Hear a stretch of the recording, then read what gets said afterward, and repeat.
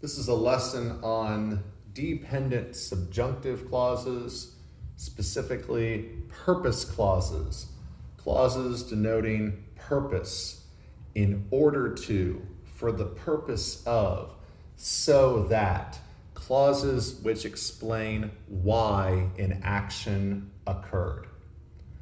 As a recap and review, let's look over some other ways we know to express purpose in Latin.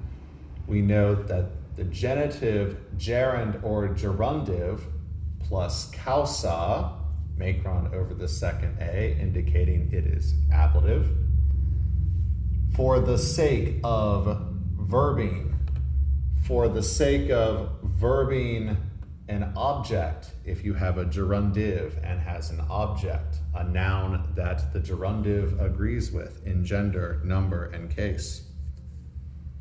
Next we have the preposition odd plus the accusative, gerund or gerundive, also translated in order to, so that, for the purpose of.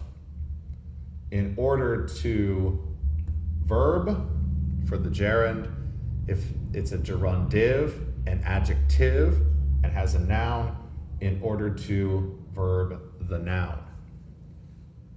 And finally, we know of the accusative supine, the fourth principal part of a verb ending only in um, as if it were an accusative singular fourth declension noun.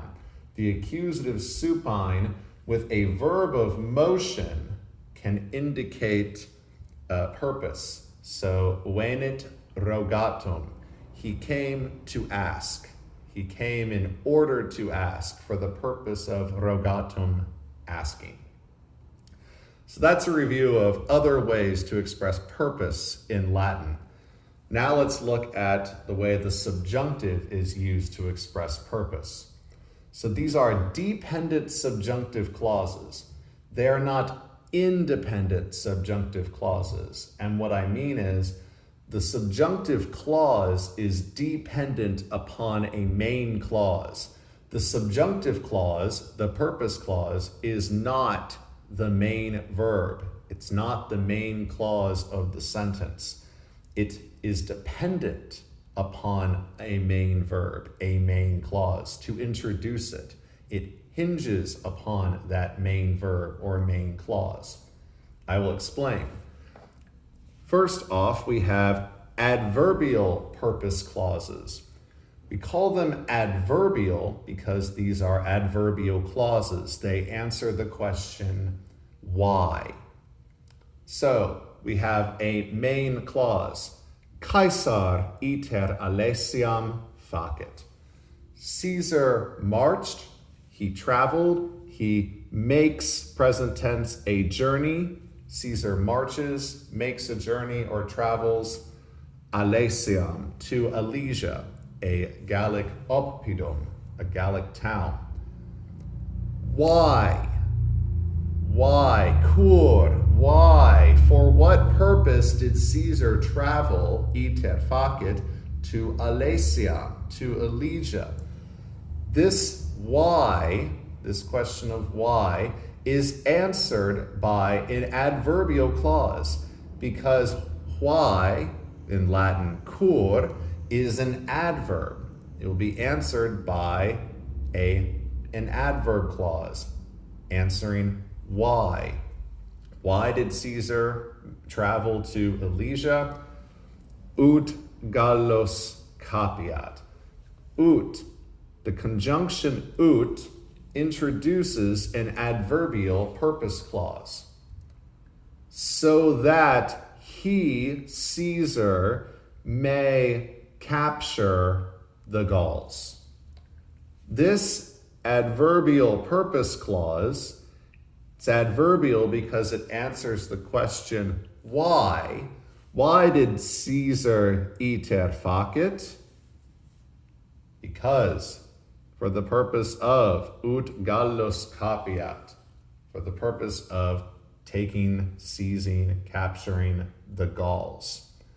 So this explains why this happened for the purpose of, why Caesar did this action.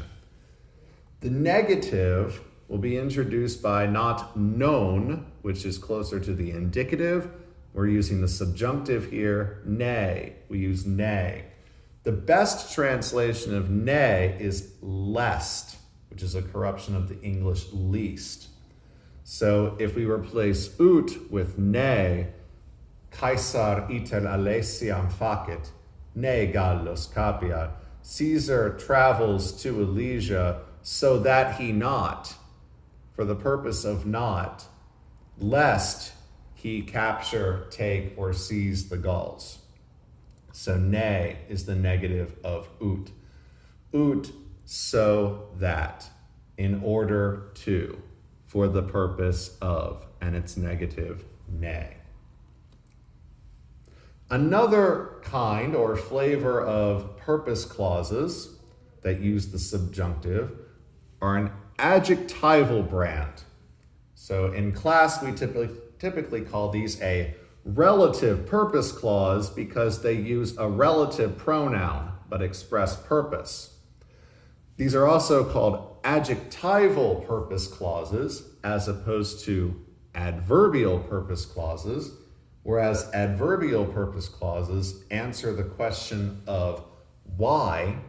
Adjectival purpose clauses, though they do show purpose and they show why something happened, they more show the purpose of an antecedent, a thing, a noun that has already been named in the main sentence. And the adjectival purpose clause is giving us more information, as other adjective clauses do, about that antecedent. But there is a sense of purpose involved in this clause. So, Caesar equites misit, qui Gallilos caparent. Caesar sent knights, horsemen, people on horseback, cavalry. Caesar sent the knights. Well, why did he do that? Latin will answer this. It could answer this with an adverbial purpose clause. Ut Gallos caparent.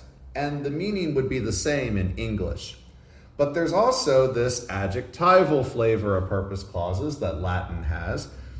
It's not really translated any differently in English, but the Roman author wanted you, the reader, to know that this was the purpose of the antecedent. The antecedent of qui quae quod, is equites. So Caesar sent the knights, the equites. What was their job? What was their purpose? Qui are these guys, and what are these guys supposed to do? Gallos caparent. Who are to take, seize, or capture the Gauls. Caesar sent knights who are to capture the Gauls. Caesar sent knights so that they may capture the Gauls. Caesar sent knights to capture the Gauls. We could also use the to infinitive in English to express purpose in translating the adverbial kind. Caesar travels to Alesia to capture or take the Gauls. But you must never, ever use the infinitive in Latin to express purpose. No, never do that. Never write Caesar iter alesiam facit Gallos capere. To capere, take the Gauls. That is egregiously bad Latin. Don't ever do that. That's bad. No. So the adjectival brand, qui quae quod, relative purpose clause, it just names or tells you the purpose of the antecedent. Their job, their purpose was to go capture some Gauls. Now, check out the tenses. All you really need to know for right now is that if the main verb, the introductory verb, the verb that introduces the dependent subjunctive clause, if that main verb is present tense, present time. And that includes a present subjunctive, so an independent main verb subjunctive, like a hortatory or adjussive subjunctive. Or you can have a future tense, so a present tense, a present subjunctive, a future tense, a future perfect tense, an imperative. If you have a main verb that is present, present subjunctive, future, future perfect, or an imperative, then the subjunctive verb in the dependent subjunctive clause, for purpose clauses, it must be present tense. Main verb, present tense, future tense, present subjunctive, future perfect tense, imperative, present subjunctive in the dependent clause. In this sentence, I changed the tense. We went from facit present to misit perfect. Caesar sent cavalry. He sent them, perfect tense.